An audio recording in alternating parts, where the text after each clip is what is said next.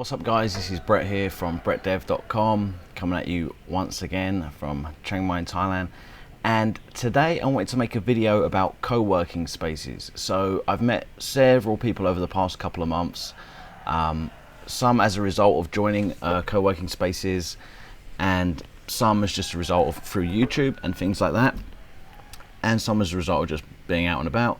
And many people are asking me about the co-working spaces. Are they worth it? Where else is there to go to work in Chiang Mai?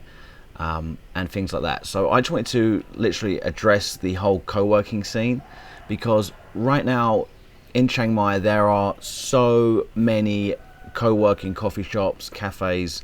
There's probably got to be more here in this city than any other city in the world. It's literally insane. There's probably like 2 or 3 coffee shops on every block throughout the entire city, which is wild. So the co-working spaces, you have to pay a monthly membership. You have to pay up to around about 4,000 baht a month.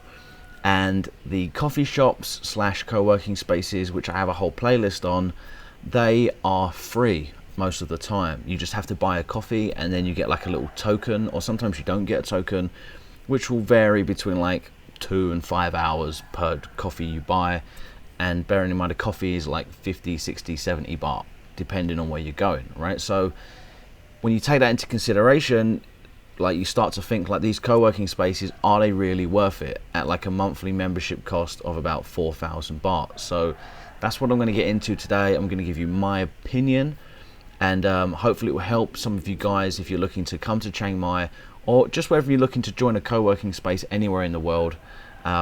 You might want to take these points into consideration. If you don't know what a co-working space is, firstly, pretty much it's like an open plan office that anybody can come to. You get internet access. There's lots of like computer chairs, tables. There's some like lounge around areas. There's like free tea, free coffee, fridge and that, where you can get some water or whatever you want to drink, some like Cokes or whatever out of the fridge. And they've got some Skype rooms as well, and some meeting rooms and private offices. So it's basically just like a big modern fancy office that you pay a monthly membership to, and you can go and sit down in like the open plan area. So not much different to kind of like a coffee shop, except like everybody in the co-working space is actually focused on working on the computer. And whereas in a coffee shop you might just have like some people there with their kids or whatever, right? So just like, but saying that, in Thailand, the coffee shops in Thailand aren't like the coffee shops everywhere else. Anywhere else in the world, people in coffee shops are usually working on their computers as well. Is what most people will be doing.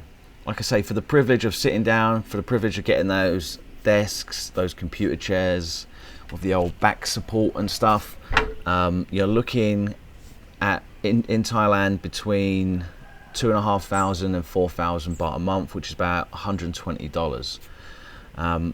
I recently just joined a pun space, and I was only there for a month, and I'm not going to renew my membership, and I'll talk about that in this video. But I personally joined the paid monthly co-working spaces when the coffee shops are busy, because Chiang Mai is a university city, so once or twice a year you have exam season, and every single coffee shop in the city is pretty much packed with students, and students like to stay up late, so they're in there till like 2 in the morning. You can't get a seat. So once or twice a year I will just go over to pun space for that month until exam season's over, and then I'll go back to the coffee shops again. So lots of people have said to me like, oh, I tried to go to the coffee shops, like these are people that I met in pun space. I tried to go to the coffee shops and they were packed, couldn't get a seat. Like I said, that's only at a specific time of year when the exams are on. Like the students obviously don't study throughout the year, and then just like last minute everyone kind of gets in there 3 or 4 weeks before. The good thing about the monthly co-working spaces like pun space is you do have like reliable internet. So sometimes you go to a coffee shop, you'll buy a coffee, you'll sit down, then you'll find the internet's playing up. Now it doesn't happen often, but when it does, it's like really annoying, you know, because especially if you've just gone and bought a coffee and the internet doesn't work, you can't get online, then you're gonna have to go to somewhere else and buy another coffee or another drink, and that's quite annoying. And the good thing about these like monthly spaces is that never ever happens. It doesn't happen that much in the coffee shops, it's rare, but they're pretty reliable, but when it does happen, it is annoying. So at least you know when you join Punspace and Starworks or some of the other ones in the city, you know you're going to get reliable internet. Like, I've never had a bad experience with it. I think it's gone down once for like 2 minutes and then come back up. So another good thing about those places is the chairs. So you do get comfortable chairs, like desk chairs. So if you're going to be sitting down all day, in the coffee shops, you're going to get like kind of not like wooden chairs, but they're not going to be as comfortable as like a desk chair, right? So that might be something to consider if you like to stay in the same place for like prolonged periods. They also have standing desks as well, if you like to stand up at desk, but then some coffee shops have those as well. So and again, proper tables, but again, some coffee shops have the proper tables as well. So those are kind of like the perks of it. I also like the 24-hour access. You can thumb scan to get into Punspace at any time, and you can go in there, and pretty much at night it's completely empty. Like, everybody that goes to Punspace is like foreigners. I very, very rarely see Thai people in there, and all foreigners like to work between about like 9 and 5, right? So after like 5, 6, 7, 8 o'clock, you go anytime kind of past that into the night, you pretty much have the entire space to yourself. So that's kind of nice as well. So the 24-hour access is good. You get like, it's quiet at night.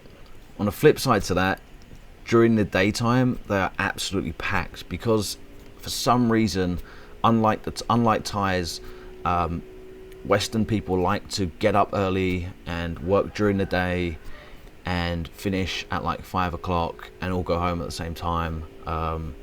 So during the daytime, these places like Punspace are absolutely packed. Like, you can't get a seat. I was a member last month, like, I just didn't go during the day, because if you can get a seat, you've got to like squeeze in, and the tables are small and it's really cramped, and you're like elbow to elbow with people.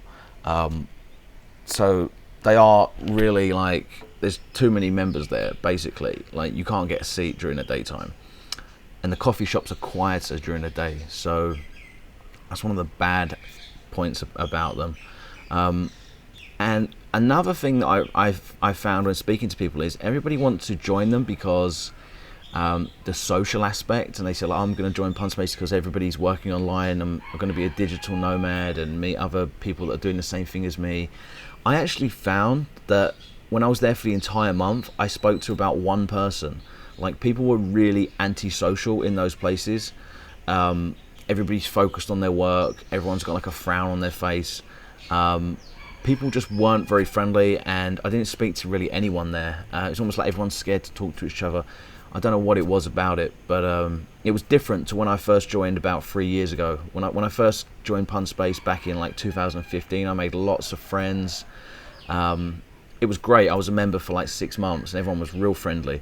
Didn't really get that vibe. I got like a negative vibe last month when I joined. So may just be me, yeah, like maybe I'm antisocial, but I didn't really meet people, and I didn't really find it a place that was kind of thriving with like people looking to connect and all of that stuff. It's just because a lot of people have that perception, you know, like co-working space, like I can hook up with people that do the same thing as me, collaborate. Like, it wasn't like that at all. It was kind of just go in there, everyone was in there, serious faces, you know.